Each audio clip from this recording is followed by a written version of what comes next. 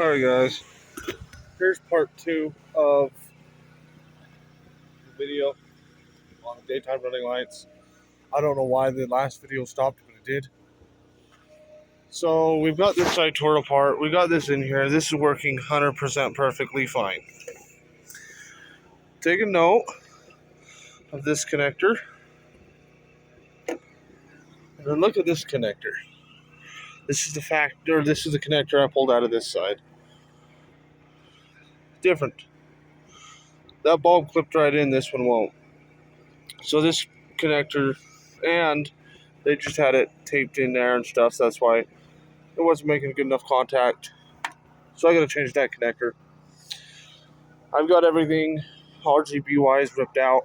Not even ripped out, it's just all right here. So it's all plugged in still, everything's still here as far as the bulbs go, so they can always be hooked right back up. So I'm just gonna put it all back together. We're only gonna have this one side working until I get the harness for that side. But that is 100% fine as long as, at least I'll have one.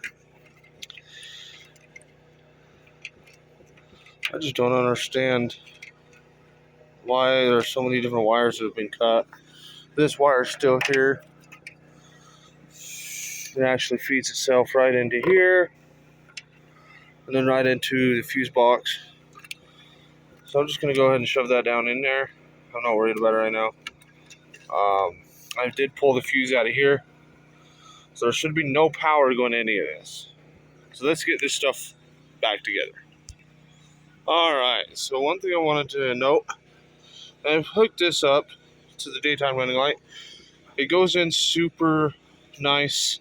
It works correctly. Well, I haven't turned it on yet, but it goes in correctly. Whereas that other harness in that other one is super loose.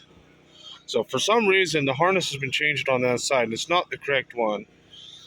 Another thing I noticed, right down in here, this is why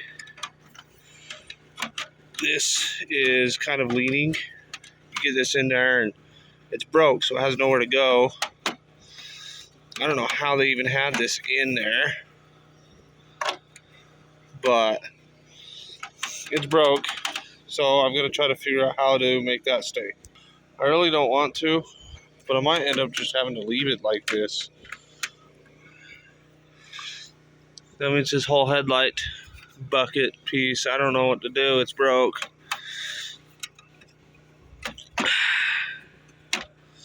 There's got to be a way to keep it up in there, but I don't think there is. So we'll just leave it alone for now. Alright, so I got this side in. I really don't like that. We'll have to figure that out. I mean, like I said in the last video, it's not going nowhere, so we'll just go ahead and we'll hook this side up. And just remember that the harness I need is right here. I'm actually probably going to end up going to a junkyard tomorrow anyway for some parts for a buddy of mine's Yukon that I'm working on. Oh, wow. This grill's popped out.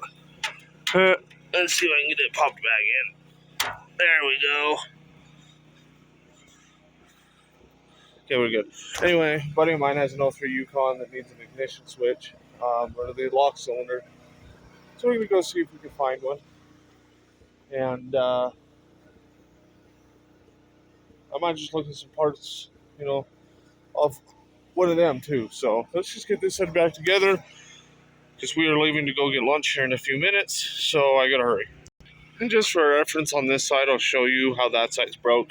So it goes in here, right? Then it's all one piece right here. Where are you at? Right here. So you get that shoved in, and then you back it up there. Clips right in. So with that side being broken, it won't connect. I don't know what to do over there. But we're almost done. Find your light harnesses here. I also fixed the horn yesterday. Yeah, there's a horn on that side and a horn right down there. If you can see that blue connector. Right down there, that connector right there, that's the horn. And yeah, this wasn't even plugged in. So now the horn works. And now it's back together. Until next time, guys, we'll see you later.